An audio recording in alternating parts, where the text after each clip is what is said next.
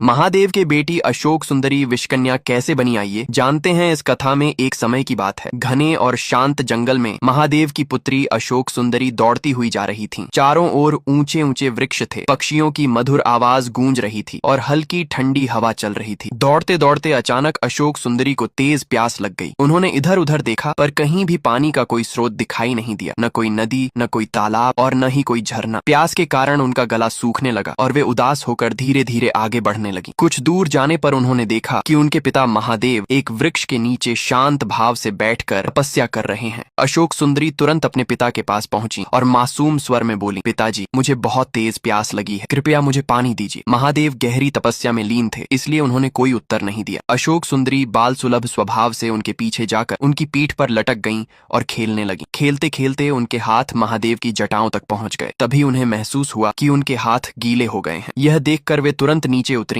और महादेव की जटाओं के नीचे अपने दोनों हाथ फैलाकर बैठ गईं। तभी उनकी हथेली पर पानी की एक बूंद गिरी। उन्होंने तुरंत वह बूंद पी ली। फिर उन्होंने दोबारा अपने हाथ फैलाए, दूसरी बूंद गिरी और उन्होंने उसे भी पी लिया। तीसरी बार फिर एक बूंद गिरी और उन्होंने उसे भी पी लिया। उन 3 बूंदों से उनकी प्यास पूरी तरह शांत हो गई। उसी समय माता पार्वती वहां दौड़ती हुई आईं। उन्होंने अपनी बेटी को जटाओं के नीचे बैठे देखा तो घबराकर उसे गोद में उठा लिया और बोली, बेटी, तुमने ये क्या किया? अशोक सुंदरी ने मासूमियत से उत्तर दिया, माँ, मुझे बहुत प्यास लगी थी। मैंने पिताजी की जटाओं से गिरी 3 बूंद पानी पी ली और अब मेरी प्यास बुझ गई है। ये सुनकर माता पार्वती चिंतित हो गईं और महादेव से बोली, स्वामी, अब क्या होगा? तब महादेव ने नेत्र खोले और शांत स्वर में बोले, देवी, चिंता मत करो। मेरी जटाओं से जो जल बहता है वह साधारण जल नहीं है, उसमें अद्भुत शक्ति है। अशोक सुंदरी ने 3 बूंदें पी ली हैं, इसलिए अब उनके भीतर। चैनल को सब्सक्राइब करो पहले। हाँ, जल्दी करो। मुझे पता है कि आप लोग नहीं करते, वीडियो देखते हो लेकिन सब्सक्राइब नहीं करते। ये लाल कलर का बटन है, इसे दबाओ, जल्दी दबाओ, जल्दी दबाओ, फिर मैं शुरू करूँ। दबा दो, जल्दी दबा दिया, घंटी भी दबा देना। उनके भीतर दिव्य शक्ति जागृत हो गई है। फिर उन्होंने अशोक सुंदरी से कहा, बेटी, अब तुम्हें एक विशेष रूप और नया नाम मिलेगा। तुम मनसा के नाम से जानी जाओगी। तुम्हें नागों की रक्षा का दायित्व मिलेगा। माता पार्वती ने स्नेह से अपनी बेटी के माथे पर हाथ रखा और बोली, मेरी बेटी, अब तुम नाग कन्या के रूप में सभी नागों की संरक्षक बनोगी। अशोक सुंदरी ने पूछा, पिताजी, मैं किसकी रक्षा करूंगी? महादेव बोले, नागलोक में जितने भी नाग और नागिन हैं, तुम सबकी रक्षा करोगी। तुम मनसा माता के नाम से पूजी जाओगी। ये सुनकर अशोक सुंदरी प्रसन्न हो गई और नागलोक की ओर चली गई। वहां पहुंचकर उन्होंने देखा कि अनेक नाग और नागिन किसी बंधन में जकड़े हुए हैं। वे स्वतंत्र होकर घूम फिर नहीं पा रहे थे, कुछ तो दुर्बल होकर एक स्थान पर पड़े थे। यह दृश्य देखकर उनका हृदय द्रवित हो गया। उन्होंने आसपास से रंग बिरंगे फूल तोड़े और सुंदर मालाएं बनाई। फिर प्रेम पूर्वक उन मालाओं को सभी नागों के गले में पहनाया। जैसे ही फूलों की मालाएं उनके गले में पड़ी, उनके बंधन टूट गए और वे मुक्त हो गए। सभी नाग प्रसन्न होकर झूमने लगे। तभी महादेव और माता पार्वती वहां प्रकट हुए। महादेव ने मुस्कुराकर कहा, बेटी, मैंने तुम्हें पूरा समझाया भी नहीं था और तुमने अपने करुणा और प्रेम से सभी नागों को बंधन से मुक्त कर दिया। तुम सच में शक्तिशाली मनसा हो। माता पार्वती ने गर्व से अपनी बेटी को देखा। उसी क्षण।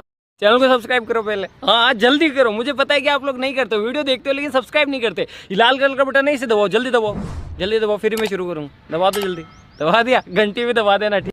माँ पार्वती ने आधा शेर का रूप क्यों ली, आइए जानते हैं। इस कथा में एक घने जंगल की हरियाली में चारों ओर रंग बिरंगे फूल खिले थे। उसी जंगल में माता पार्वती अकेली फूल तोड़ रही थीं। पक्षियों की मधुर आवाजों से वन गूंज रहा था। तभी अचानक दूर से एक शेर की जोरदार दहाड़ सुनाई दी। आवाज सुनते ही माता पार्वती चौंक गए। उन्होंने इधर उधर देखा और तेज कदमों से आगे बढ़ी। तभी उनकी नजर एक अंधेरी गुफा पर पड़ी, जहां से किसी के रोने की आवाज आ रही थी। माता पार्वती गुफा के भीतर गईं। वहां उन्होंने शेर के छोटे छोटे बच्चों को देखा, जो भूख और डर से कांप रहे थे। माता पार्वती ने उन्हें बाहर निकाला और प्रेम से पूछा, तुम अकेले क्यों रो रहे हो? शेर के बच्चों ने रोते हुए कहा, हमारे माता पिता दोनों आंखों से नहीं देख सकते। वे हमारे लिए भोजन लाने घने जंगल में गए थे। 2 दिन बीत गए हैं, हमने कुछ भी नहीं खाया, इसी कारण हम रो रहे हैं। माता पार्वती का हृदय भर आया। उन्होंने बच्चों के सिर पर हाथ फेरा और कहा, डरो मत, मैं तुम्हारे माता पिता को ढूंढ कर ले आऊंगी। थोड़ी दूर आगे बढ़ने पर उन्होंने देखा कि एक विशाल सांप ने शेर और शेरनी को अपनी मजबूत पूंछ से जकड़ रखा था। शेर और शेरनी असहाय होकर तड़प रहे थे। माता पार्वती ने कठोर स्वर में कहा, अरे दुष्ट, तुमने इन्हें क्यों बांध रखा है? क्या तुम्हारे मन में दया नहीं? ये अपने बच्चों के लिए भोजन ढूंढने गए थे। क्या तुम्हें नन्हे बच्चों का रोना सुनकर भी करुणा नहीं आई?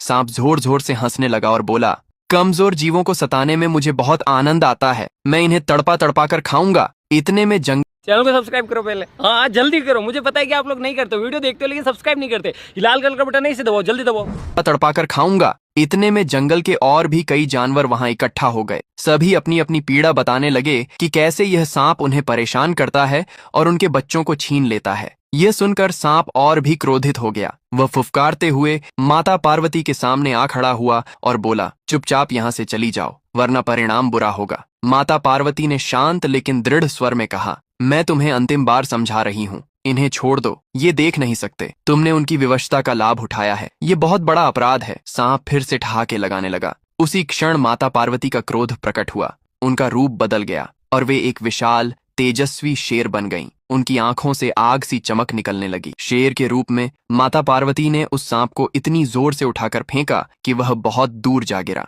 दर्द से कराहता सांप तुरंत महादेव के पास पहुंचा। रोते हुए बोला, एक शेर ने मुझे इतनी दूर फेंक दिया है, मुझे शक्ति दीजिए ताकि मैं उसे दंड दे सकूं। महादेव ने कहा, तुम्हारे पास पहले से ही बहुत बल है, चलो देखते हैं वह शेर कौन है। महादेव और सांप दोनों उसी स्थान पर पहुंचे। महादेव ने शेर से पूछा, तुम कौन हो और तुमने इसे इतना दंड क्यों दिया? शेर के रूप में माता पार्वती दहाड़ उठी। यह प्राणी निर्दोष जीवों को सताता है, उनके बच्चों को तड़पा तड़पा कर खाता है। ऐसे दुष्ट को धरती पर रहने का अधिकार नहीं। यह कहते ही माता पार्वती अग्नि की ज्वाला की तरह चमकने लगीं और सांप को जलती हुई अंधेरी गहराई में फेंक दिया। सांप भयभीत होकर चिल्लाने लगा, मुझे क्षमा कर दो माँ। माता पार्वती का क्रोध देखकर सभी जंगल के जीव रोने लगे। वे मिट्टी के घड़ों में ठंडा पानी भर चैनल को सब्सक्राइब करो पहले। हाँ जल्दी करो, मुझे पता है कि आप लोग नहीं करते, वीडियो देखते हो लेकिन सब्सक्राइब नहीं करते। लाल कलर का बटन नहीं से दबाओ, जल्दी दबाओ।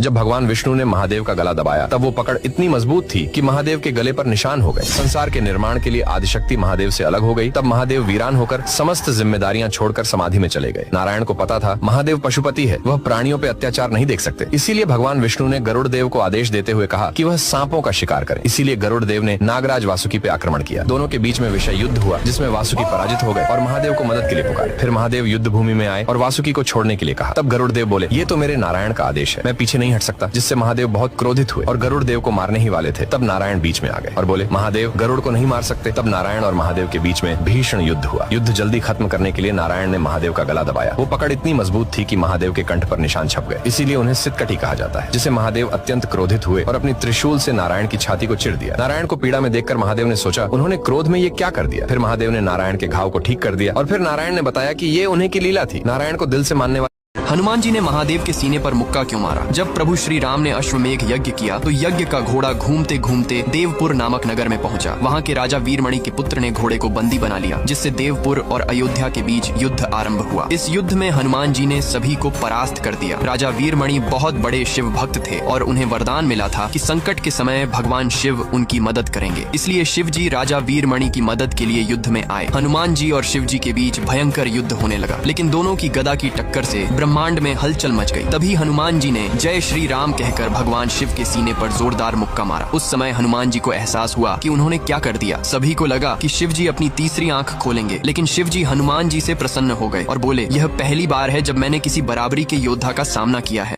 चैनल को सब्सक्राइब करो पहले। हाँ जल्दी करो, मुझे पता है कि आप लोग नहीं करते, वीडियो देखते हो लेकिन सब्सक्राइब नहीं करते। लाल कलर का बटन नहीं से दबाओ, जल्दी दबाओ।